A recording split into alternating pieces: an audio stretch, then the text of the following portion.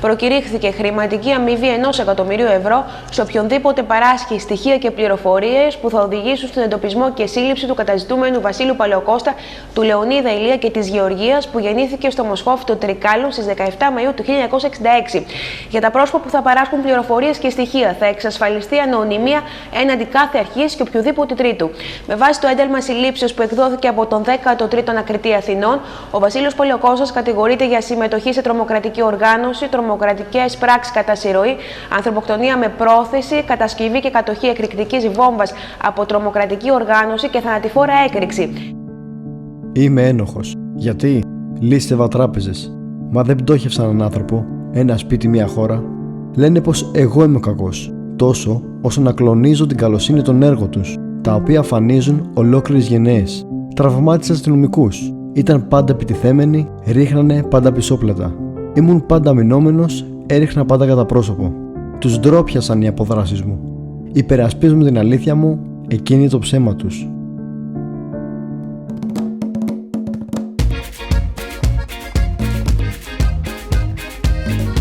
Το 1991 δραπέτης και το 1995 συνάντησε για τελευταία φορά τον αδερφό του. Ο Βασίλης ζούσε ως καταδιωκόμενος από τις αρχές.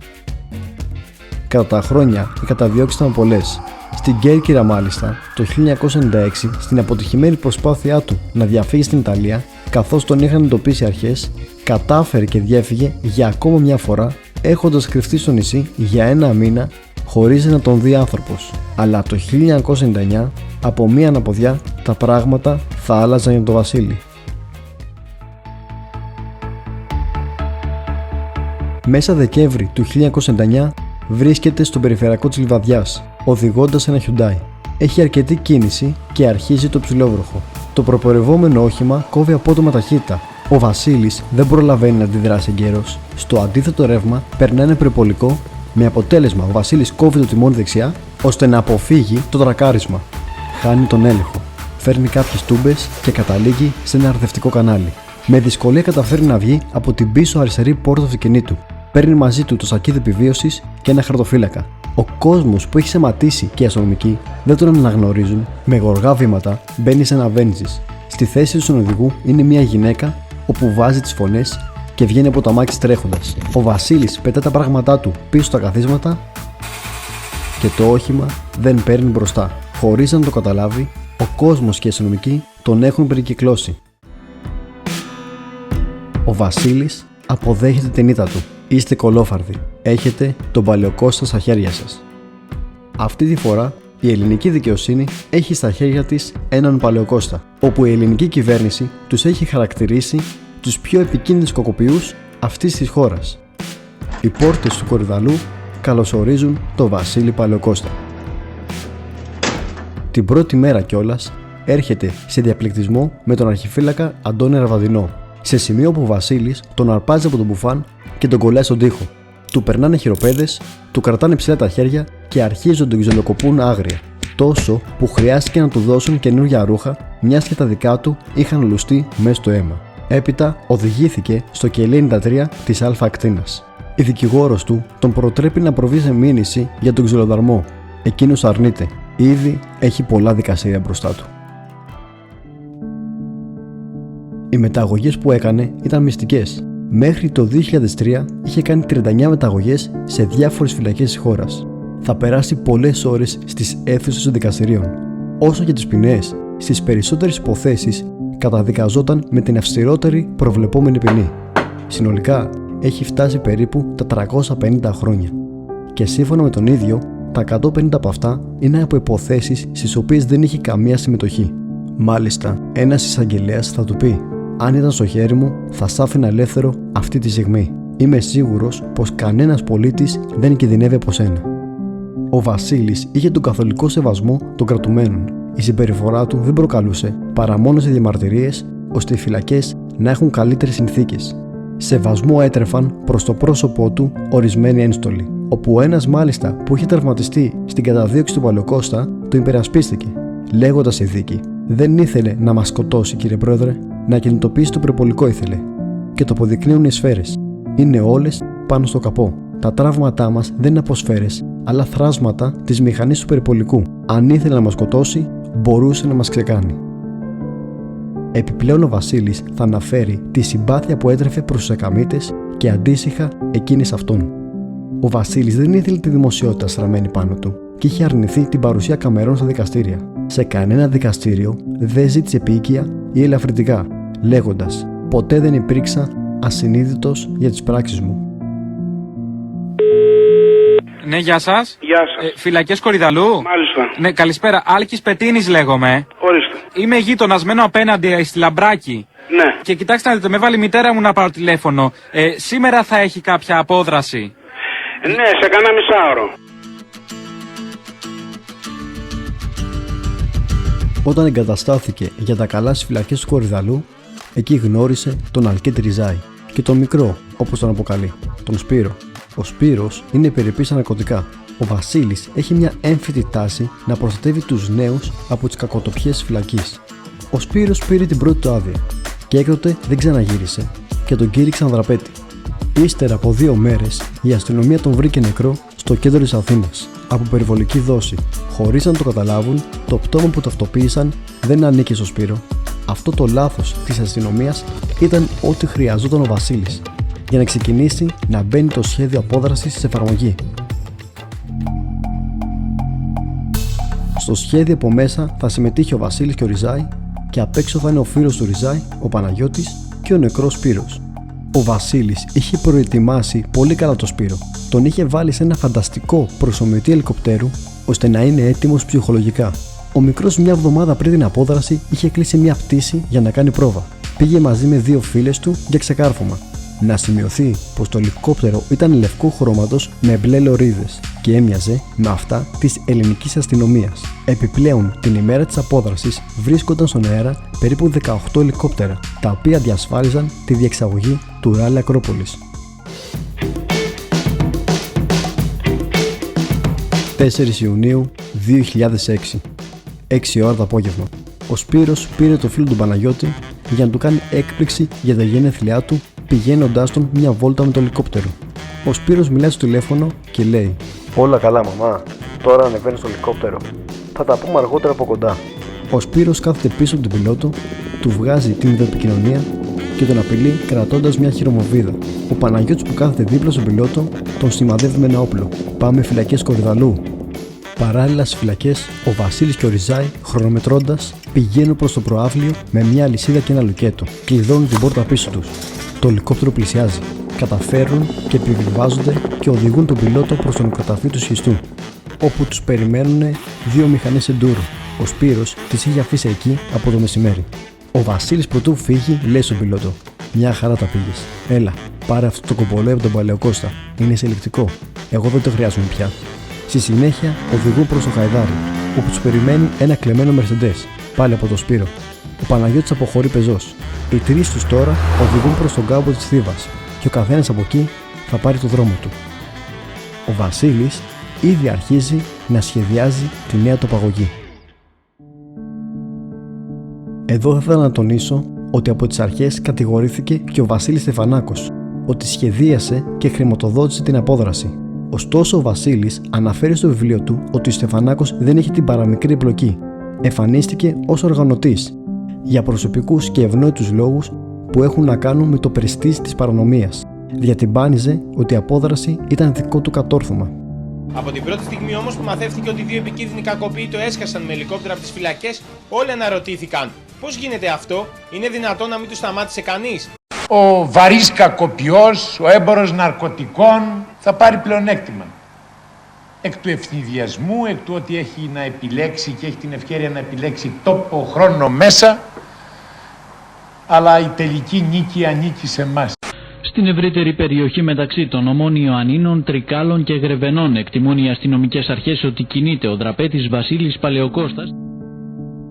Ο Βασίλης Παλαιοκώστας είχε μια μεγάλη λίστα με τους υποψήφιους προς απαγωγή. Μια λίστα από το 1995. Έτσι το βράδυ στις 9 Ιουνίου του 2008 θα γίνει η απαγωγή του Μιλωνά. Τα ονόματα που θα αναφέρω παρακάτω τα αναφέρω όπως τα γράφει στο βιβλίο Βασίλης. Ο Βασίλης, ο Παύλος, ο Πάνος και ο Σίμος παρακολουθούν τις κινήσεις του βιομηχάνου για πάνω από 1 μήνα. Ο εντοπισμός κατοικίας του αποδείχτηκε πως δεν ήταν εύκολη υπόθεση, καθώς το καινούριο πολυτελές σπίτι στο δρόμο Πανοράματος Θέρμης είναι δηλωμένο ως αποθήκη της εταιρείας αλουμινίου. Η ομάδα του Παλαιοκώστα τοποθετεί κάμερες γύρω από την κατοικία. Αφού κατάφεραν επιτυχώς να προχωρήσουν εκείνο το βράδυ στην απαγωγή του Μιλωνά, τον μεταφέρουν στο καταφύγιό τους στη Σουρωτή. Στη συνέχεια ήρθαν στην επικοινωνία με τη γυναίκα του. Ζήτησαν 30 εκατομμύρια ευρώ. Ο Μιλωνάς τους κάνει σαφές πως αυτό είναι αδύνατο, να βρεθούν τόσα πολλά μετρητά. Οι μέρες που περνάνε μαζί είναι ήσυχες. Ο Βασίλης αναφέρει μάλιστα πως του είχαν ένα ραδιοφωνάκι συντονισμένο στο πρώτο πρόγραμμα. Αφού όλα κύλησαν ομαλά, τα χρήματα που τελικά καταφέρουν να πάρουν είναι 10 εκατομμύρια ευρώ και 800.000. Μετά την απαγωγή, ο καθένας τράβηξε το δρόμο του.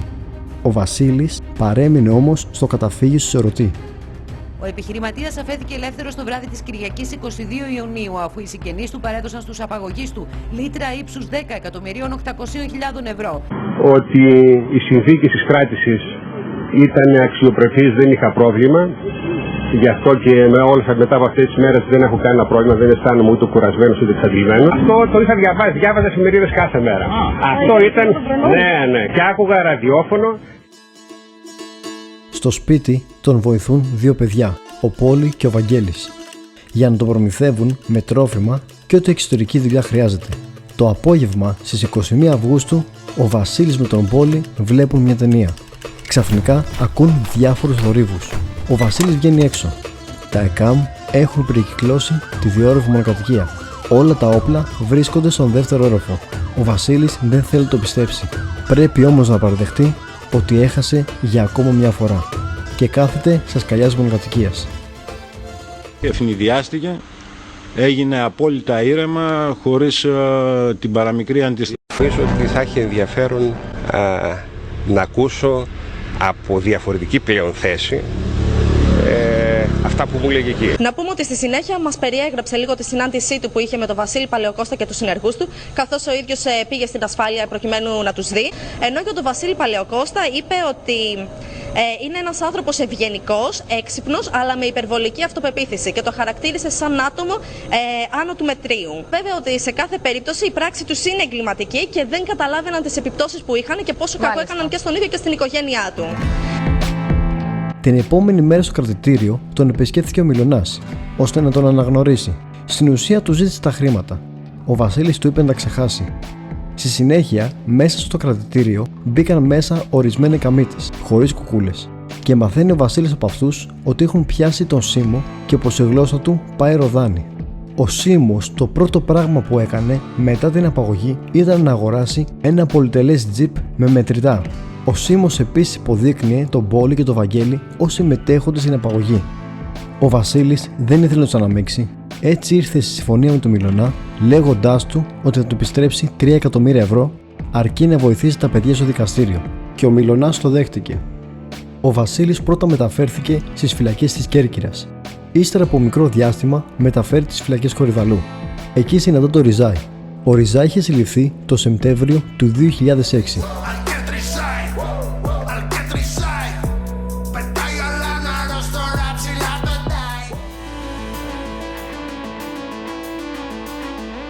Οι δυο τους βρίσκονται πλέον στην απομόνωση. Από τις πρώτες μέρες κιόλας, ο Ριζάη τον πιέζει να κάνουν ακριβώς το ίδιο σχέδιο, να αποδράσουν με ελικόπτερο. Του Βασίλη στην αρχή του φαινόταν αδιανόητο να αποδράσουν με τον ίδιο τρόπο. Ο Βασίλης του λέει ότι μπορεί να διαθέσει μόνο χρήματα και το μυαλό του. Και έτσι και έγινε. Ο Αλκέτ Ριζάη αναλαμβάνει το νέο σχέδιο. Ο Ριζάη κατάφερε και πέρασε στην απομόνωση ένα κινητό ρολόι που έρχεται σε επικοινωνία με την κοπέλα του, όπου θα παίξει σημαντικό ρόλο στην υλοποίηση του σχεδίου. 22 Φεβρουαρίου 2009, ημέρα Κυριακή. Στις 3 η ώρα το μεσημέρι μαθαίνουν πως το ελικόπτερο έχει ήδη απογειωθεί. Ο χρόνος μετράει αντίστροφα. Ο Βασίλης και ο Ριζάη τρέχουν προς το προαύλιο. Ο Αλκέτ αναλαμβάνει να σφραγίσει 2 από τις 3 πόρτες που υπάρχουν. Ο Βασίλης πετά μια μπλε σακούλα με ρούχα ως σημάδι για το ελικόπτερο. Γύρω στις 4 η ώρα πλησιάζει το ελικόπτερο την ταράτσα. Στο ελικόπτερο βρίσκεται ένας συνεργός τους και η κοπέλα του Ριζάη, όπου πετάει μια ανεμόσκαλα. Ο Ριζάη ανεβαίνει πρώτος. Οι σοφρονιστικοί υπάλληλοι καταφέρνουν και ανέβουν τις πόρτες. Τρέχουν προς τον Βασίλη. ο Βασίλης προλαβαίνει και πιάνεται στην ανεμόσκαλα και ανεβαίνει στο ελικόπτερο. Ξαφνικά ακούγονται φωνές και χειροκροτήματα μέσα από τις φυλακές. Φτάνουν στο πολυδέδρυ Παπαδριτή. Ο Βασίλης και αυτή τη φορά δίνει ένα κομπολό στον πιλότο, όπου εκεί τους περιμένουν 2 αυτοκίνητα και ο καθένας θα πάρει το δρόμο του.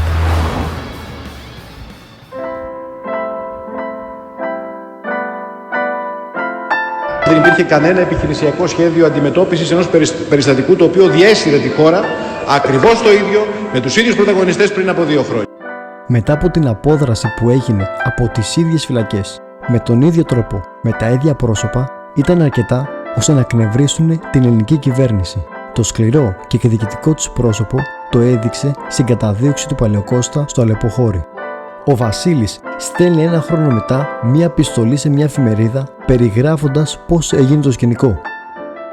Περικύκλωσαν το τζιπ του Παλαιοκώστα, αφού έσκασαν τις σφαίρες, τα λάστιχά του με σφαίρες, και ό του θαύματος ο Παλαιοκώστας πέταξε περπατώντας. Αυτή είναι η αλήθεια. Ως εκεί έφτασε η επιτυχία της αστυνομίας. Αναφέρει ότι οι αστυνομικοί τον έχουν περικυκλώσει καθώς οδηγούσε ένα Touareg. Οι αστυνομικοί βγαίνουν από τα οχήματά τους και το σημαδεύουν. Ο Βασίλης αυξάνει ταχύτητα. Του ανοίγουν πυρ. Τα λάστιχα, σύμφωνα με τον Βασίλη, δεν ήταν ο στόχος τους, μιας και δεν τα έσκασαν ποτέ, όπως αναφέρουν οι αρχές. Στη συνέχεια ο Βασίλης εγκατέλειψε το πλέον διαλυμένο από σφαίρες όχημα και διέφυγε πεζός. Επίσης αναφέρει ότι η αστυνομία εξαφάνισε το τζιπ. Μέσα από το βιβλίο του αναφέρει ότι η συγκεκριμένη ομάδα φασιστών ήθελε ξεκάθαρα να το δολοφονήσει και ότι δεν έχουν καμία σχέση με τους εκαμίτες που είχε συναντήσει στο παρελθόν ο Βασίλης. Θα μπορούσαν να υπάρχουν και άλλοι τραυματίες, ακόμη και άλλα θύματα, και από τύχη δεν υπήρχαν άλλα θύματα, γιατί και την ώρα στον 7ο όροφο υπήρχαν πολλοί άνθρωποι, υπήρχε και ο ίδιος ο Υπουργός, και η έκρηξη έγινε στο γραφείο που βρισκόταν ο αξιωματικός, ο αστυνομικός υποδιευθυντής. Στις επόμενες ώρες νομίζω ότι τουλάχιστον θα έχουμε μία πρώτη εικόνα του τι ακριβώς έχει συμβεί. Ο διαβόητος δραπέτης Βασίλης Παλαιοκώστας κρύβεται, σύμφωνα με την αστυνομία, πίσω από τη δολοφονία του Γιώργου Βασιλάκη, υπασπιστή του Μιχάλη Χρυσοχοΐδη, μέσα στο Υπουργείο στις 24 Ιουνίου του περασμένου χρόνου. Όπως αναφέρεται στο ένταλμα σύλληψης που εκδόθηκε σε βάρος του ήδη καταζητούμενου. Αποτύπωμα του Παλαιοκώστα Βασιλείου βρέθηκε στο παγιδευμένο με εκρηκτικά επιστολικό φάκελο που στάλθηκε ταχυδρομικά στον τότε Υπουργό. Ο Βασίλης αναφέρει πως πίσω από αυτή τη σκευωρία κρύβεται ο τότε Υπουργός Προστασίας του Πολίτη Μιχάλης Χρυσοχοΐδης. Στη συνέχεια λέει πως η ελληνική αστυνομία έχει αποκρύψει στοιχεία που έχει στα χέρια της από τη σύλληψή του το 2008. Εκεί βρήκαν ανάμεσα σε όλα και ένα βραζιλιάνικο διαβατήριο που έχει σφραγίδες πάνω από 20 χώρες, που αποδεικνύει αν όντως έχει εμπλακεί στις ένοπλες ληστείες που του έχει χρεώσει η ελληνική αστυνομία.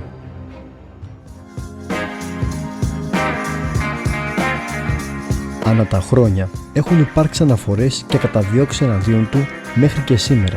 Εάν ισχύουν ή όχι, κανείς δεν ξέρει. Ίσως και η ελληνική αστυνομία να γνωρίζει που βρίσκεται. Για αυτούς ο Βασίλης είναι μεγάλη πρόκληση πίσω από τα κάγκελα. Η επιμονή του για τη δικαιοσύνη και το δικαίωμα σε έναν δίκαιο κόσμο παραμένει ακλόνητη. Η ιστορία του θα συνεχίσει να εκπλήσει, να προκαλεί συζητήσεις και να επηρεάζει την αντίληψή μας για τη δικαιοσύνη, για την ελευθερία. Αν πέτυχε το στόχο του να ζει ελεύθερος, το ξέρει μονάχα ο ίδιος. Ο Βασίλης Παλαιοκώστας.